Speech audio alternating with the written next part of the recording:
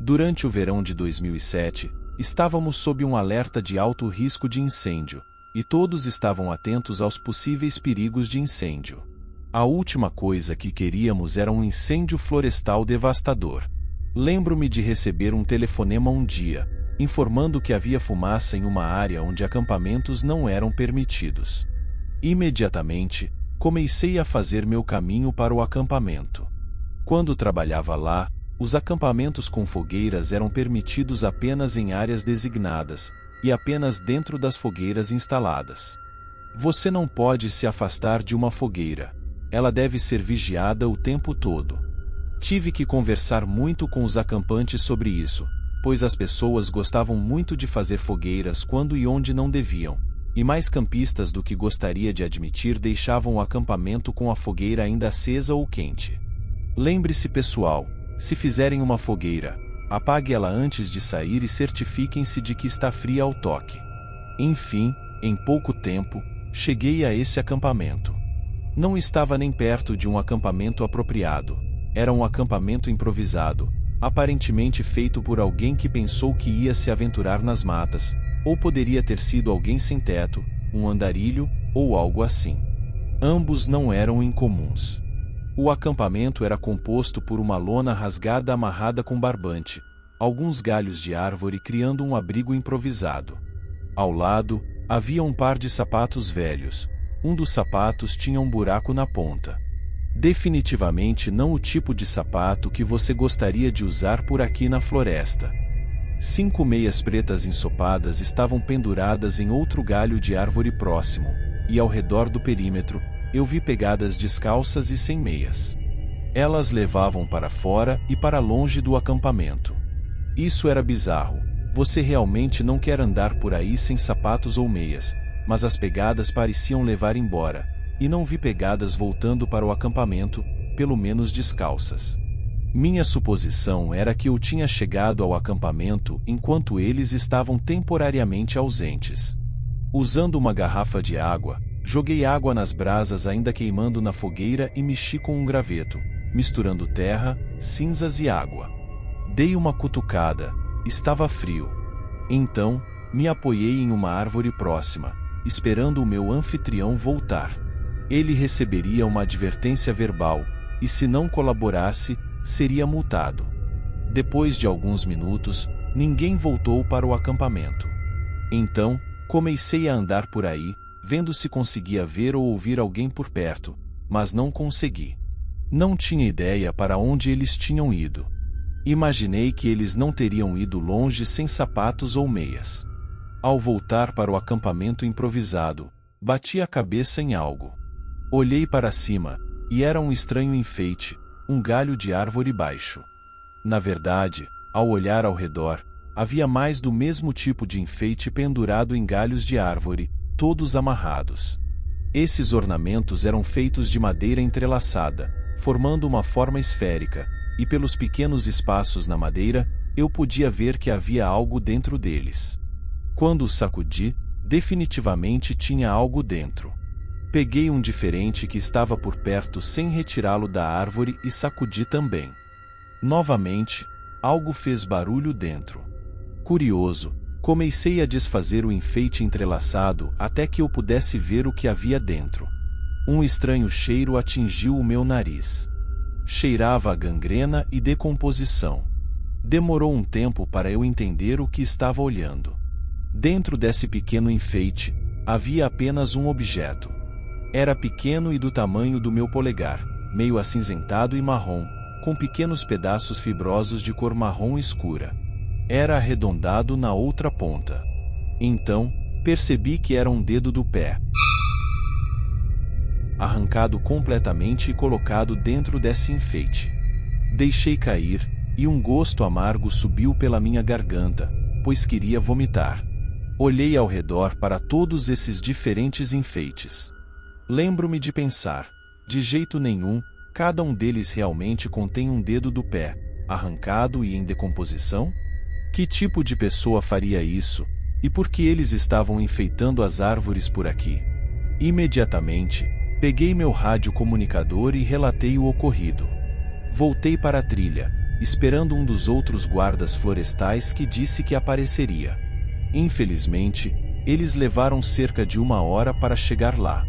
Quando chegaram e voltamos ao acampamento improvisado, tudo estava no lugar, exceto, é claro, pelos enfeites de dedos do pé. Ao olhar para o chão da floresta agora, havia pelo menos uma centena de pegadas descalças que correspondiam às anteriores, circundando o acampamento. Quem quer que tivesse acampado ali voltou assim que saí, e levaram suas decorações repugnantes com eles. O que realmente me assustou foi o fato de que, se eles voltaram assim que eu saí, isso significa que eles provavelmente estavam me observando o tempo todo em que estive em seu acampamento, e eu não os vi, nem ouvi. Essa foi uma experiência que compartilhei com meus colegas de trabalho. Uns acreditaram e outros não. Afinal, os campistas malucos voltaram e levaram todas as provas repugnantes.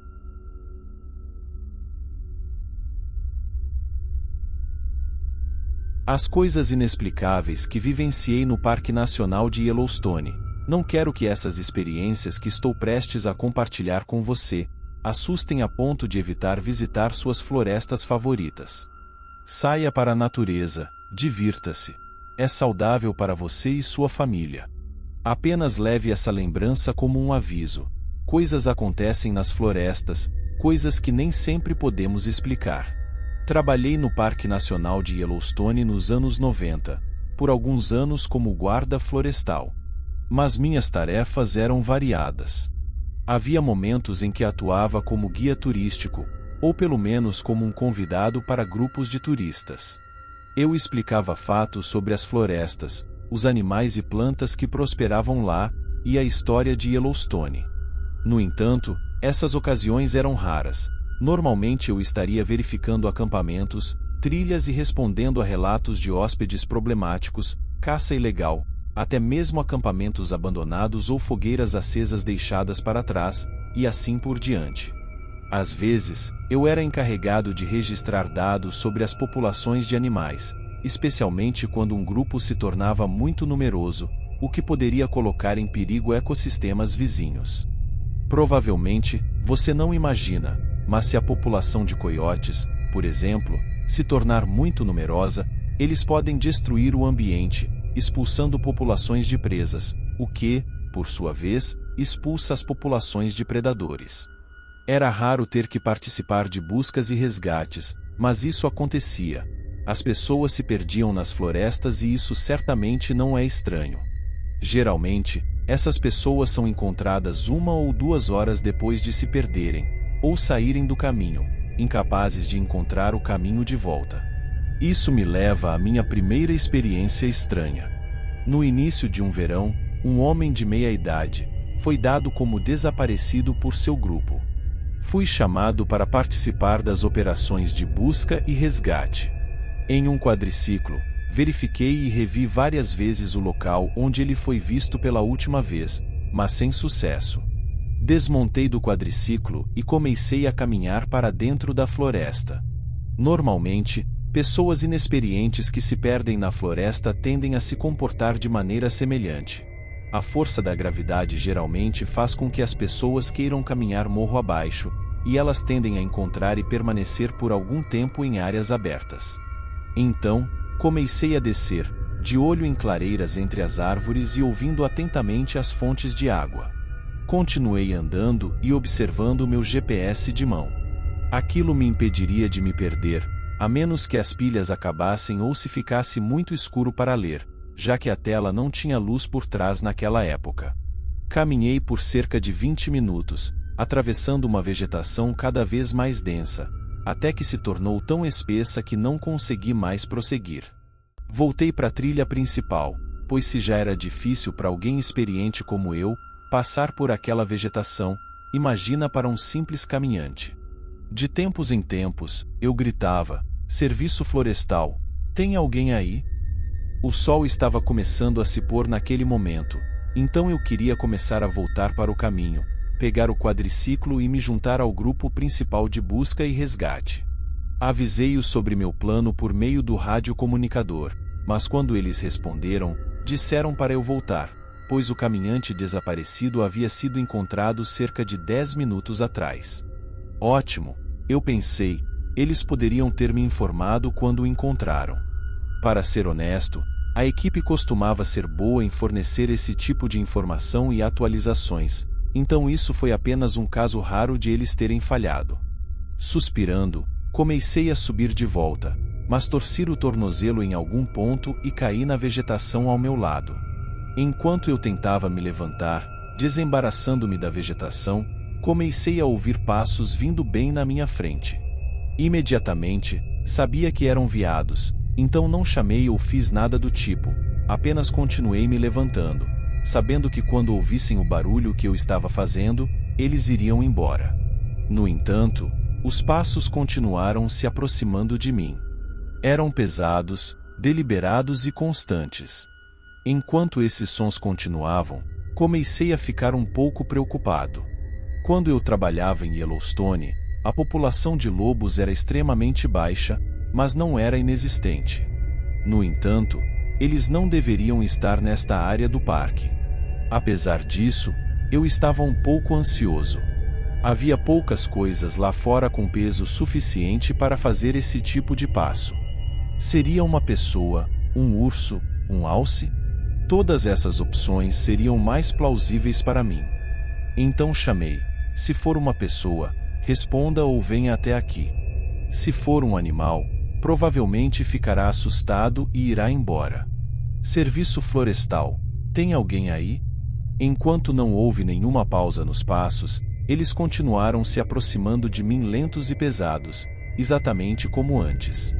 Nesse ponto, comecei a me perguntar por que uma pessoa não responderia. Comecei a pensar que talvez fosse alguém com más intenções ou alguém que estivesse simplesmente cuidando de seus próprios negócios. Puxei meu braço esquerdo, que ainda estava preso na vegetação. Minha manga estava presa em uma moita espessa e era difícil soltá-la, pois eu estava tentando o meu melhor para não rasgar meu uniforme. Mas quanto mais perto os passos chegavam, mais apressado eu me sentia. À medida que se aproximavam, esses passos pareciam humanos. Ou pelo menos muito próximos. Agora, minhas costas estavam viradas para o barulho, enquanto eu concentrava minha atenção em soltar o braço da vegetação. Os passos ficavam cada vez mais próximos, até que juro que estavam bem atrás de mim. Nesse momento, desisti de tentar salvar meu uniforme e puxei meu braço com toda a força que tinha. Um grande rasgo se fez na minha manga, e a pele por baixo foi arranhada um pouco, fazendo-me sangrar, mas fui libertado. Virei-me imediatamente, ignorando a dor na ferida. Enquanto me virava, não havia ninguém lá. Foi a sensação mais bizarra que já senti. Parecia que eu não estava sozinho. Era como se eu estivesse encarando o rosto de um estranho, e no entanto, tudo o que via ao meu redor era uma floresta escurecendo ao pôr do sol. Talvez fosse instintivo, mas cada fibra do meu ser me dizia para não me mover. Então, permaneci imóvel, encarando na mesma direção, respirando tão silenciosamente que nem eu mesmo conseguia ouvir. Juro que fiquei assim por cerca de 10 minutos seguidos, até que de repente houve passos bem na minha frente, afastando-se. Juro que esses passos soaram a centímetros de distância de mim, como se alguém tivesse estado à minha frente o tempo todo, alguém que eu não conseguia ver. Através do medo, do pânico que sentia, de repente tive a ideia de olhar para o chão. Passos significariam perturbações no solo, então examinei o chão da floresta procurando por perturbações enquanto essa entidade caminhava. Mas o máximo que vi, e juro que vi isso, foi o pequeno e fino galho de uma árvore jovem sendo movido para o lado por uma força que não podia ser vista pelo olho humano. Fiquei paralisado, minha mente estava tão confusa que nem sabia o que pensar, o que fazer. O que diabos tinha se aproximado de mim?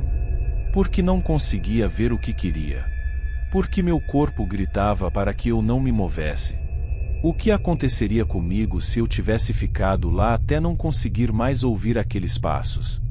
No momento em que não consegui mais ouvi-los, corri tão rápido, morro acima, ignorando minha ferida no braço e meu tornozelo torcido, saindo cerca de 40 jardas de distância do quadriciclo, então acelerei pela trilha. Se meu chefe tivesse visto quão rápido eu estava indo, provavelmente teria recebido uma advertência ou sido demitido. Caminhantes eram frequentes nessas trilhas, e com a velocidade que eu estava, poderia ter machucado alguém, ou algo pior. Mas naquele momento, eu estava tão aterrorizado e confuso que nem pensei nisso. Essa foi a experiência que fica com você, mas você tem medo de falar sobre isso por um tempo. Lembro de estar com meus colegas de trabalho durante as pausas para o almoço ou após o expediente, e nesses momentos eu costumava fazer perguntas vagas sobre coisas que eles viram na floresta. Como? Qual foi a experiência mais estranha que você já teve em Yellowstone? Ou, você já ouviu passos estranhos lá fora? Mas pelo resto do tempo em que trabalhei lá, nunca contei a história para meus colegas de trabalho, como estou fazendo aqui agora.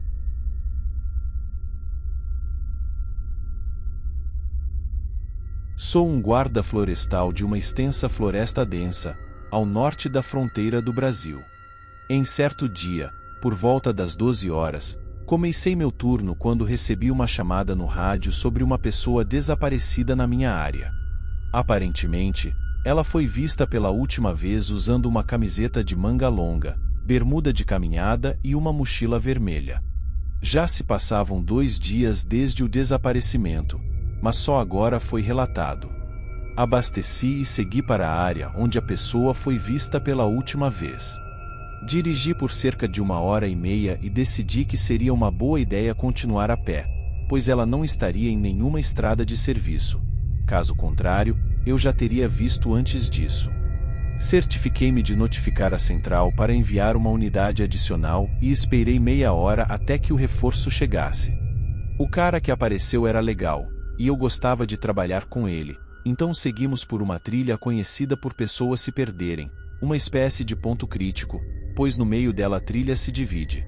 Uma parte continua mais adentro da floresta e a outra faz uma curva e volta em direção à área de serviço. As pessoas costumam ficar confusas aqui, pensando que a trilha leva de volta, quando na verdade não leva. Mas normalmente elas conseguem retornar, ou nós as encontramos. Caminhamos por cerca de 1 hora, chamando pelo nome da pessoa e procurando pistas ou sinais. Virei uma curva e encontrei os restos de um acampamento. Chamei meu parceiro para se aproximar e comecei a gritar novamente pelo desaparecido. No entanto, meu parceiro não veio. Voltei pela curva, e agora meu parceiro não estava lá. Tentei o rádio novamente, mas não obtive resposta. Mas que droga, eu pensei. Comecei a inspecionar o acampamento. Era relativamente recente, dentro de 1 semana, eu acho. Mas não havia novas pegadas ou afundamentos na lama ao redor da fogueira, exceto o que parecia ser de animais. Decidi esperar meu parceiro voltar. Tentei o rádio novamente, mas não houve resposta. Comecei a olhar ao redor das árvores, ouvindo qualquer som fora do comum. Esperei mais uns 45 minutos pelo meu parceiro, caminhando em círculos ao redor do acampamento, mas ele ainda não apareceu. Estava começando a ficar preocupado. Voltei pela curva da trilha, passei por uma pequena saliência de pedra e retornei pelo caminho que viemos. Estava procurando qualquer sinal do meu parceiro, quando ouvi passos à frente. Passos de quem usava botas em um caminho rochoso. Imediatamente peguei o rádio e tentei novamente, mas ainda não obtive resposta. Corri na frente para ter uma boa visão de quem estava na trilha. Havia um cara com uma mochila vermelha, parecia estar andando de forma estranha, sem movimentar os braços, como se estivesse fingindo ser um robô. Ei, meu amigo, qual é o seu nome? Falei a uns 6 metros atrás dele. Ele parecia estar me ignorando e continuava andando de forma estranha. Finalmente, ele parou e virou rapidamente para mim, o que me assustou um pouco. Perguntei se ele era a pessoa que estávamos procurando, mas em vez de responder audivelmente, ele apenas me encarou. Perguntei novamente se ele tinha o mesmo nome da pessoa que estávamos procurando, mas ele ainda não falou, apenas balançou a cabeça lentamente. Suspirei aliviado. Estávamos procurando por você. Vamos voltar para a trilha principal. Uns 35 minutos se passaram, e ele estava estranhamente calado. Chegamos à trilha principal, onde estavam estacionados meu carro e o carro do meu parceiro. Agora vou te colocar na parte de trás da minha caminhonete. Você não está sendo preso, certo? Expliquei enquanto o colocava lá. Fui ao rádio novamente para chamar o outro oficial. Desta vez, uma resposta chiada surgiu dos alto-falantes. Estou em um penhasco, eu o encontrei. Estamos a caminho de volta para a trilha principal. Desculpe por não responder, estava fora do alcance, e nos separamos em uma das bifurcações da trilha. Lembro-me de ter pensado, isso não pode estar certo. Tenho o caminhante perdido aqui na parte de trás da minha caminhonete. Agora houve silêncio por alguns minutos antes de ele voltar. Largue tudo. Pegue a espingarda calibre 12 do meu jipe. Perguntei por quê. Ele respondeu: não deixe ele sair de sua vista. Certo, eu pensei. Deixei o jipe dele destrancado e peguei a espingarda calibre 12, verificando se havia munição na câmara. Caminhei calmamente até a caminhonete e olhei pela janela. O homem que eu tinha acabado de colocar lá dentro havia desaparecido. A gaiola cercava o banco traseiro e estava gravemente danificada e torta, e a porta do lado do motorista estava aberta. Contornei o outro lado da caminhonete e olhei para a cabine, mas não havia ninguém lá. Fechei a porta, subi na carroceria e fiquei sentado no teto por 1h30, pronto para ver qualquer coisa e qualquer um, completamente aterrorizado.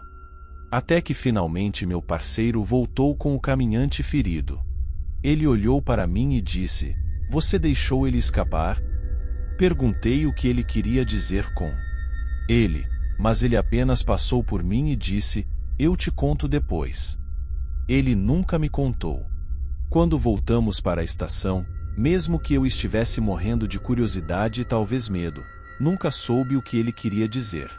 Mais tarde, conversei com aquele parceiro novamente, quando estávamos na mesma estrada de serviço em outro dia e designados para a mesma área.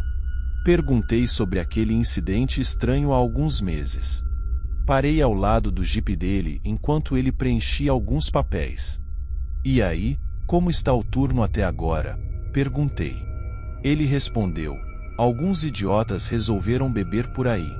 Alguns deles até foram além, se é que você me entende. Mas nada sério." Então, continuei, sobre aquele incidente que tivemos um mês atrás. "Tenho tentado entender, mas só fico mais confuso. Você nunca me disse o que era ou por que me pediu para trancar minha caminhonete e pegar a espingarda." Ele mexeu freneticamente na caneta por um momento e a colocou de volta no bolso, fechando o livro de citações. "Não é algo que você precisa saber.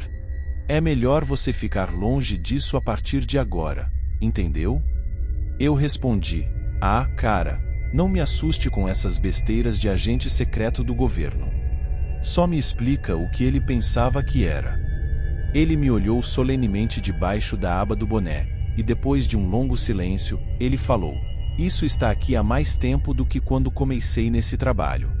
Costumava morar por aqui, e sempre ouvia vozes dos meus vizinhos chamando meu nome, ou o cachorro da família latindo, quando na verdade o cachorro estava dormindo no meu quarto. Eu estava interessado, mas, de repente, a central interrompeu nossa conversa com um relato sobre jovens disparando chumbinhos em animais. Quando terminamos com aquilo, recebemos um chamado sobre alguém que quebrou a perna, e depois tive que patrulhar acampamentos e trilhas. Eu estava ocupado demais para obter mais informações dele. Então, isso foi tudo que consegui. Não tive contato com esse meu parceiro por um tempo, até descobrir que ele tinha sido transferido para outra reserva ambiental, e com isso, Eu perdi o contato com ele. Sendo assim, eu não sei o que era aquela coisa que eu coloquei na carroceria da minha caminhonete naquele dia. Agradeço por ter acompanhado até o final. Se gostou, não se esqueça de deixar seu apoio, curtindo o vídeo e considerando se inscrever para ajudar nosso canal a crescer. Compartilhe o vídeo, afinal de contas, o medo é mais intenso quando é compartilhado. Postamos novas histórias toda semana. Por hoje é só, até o próximo vídeo.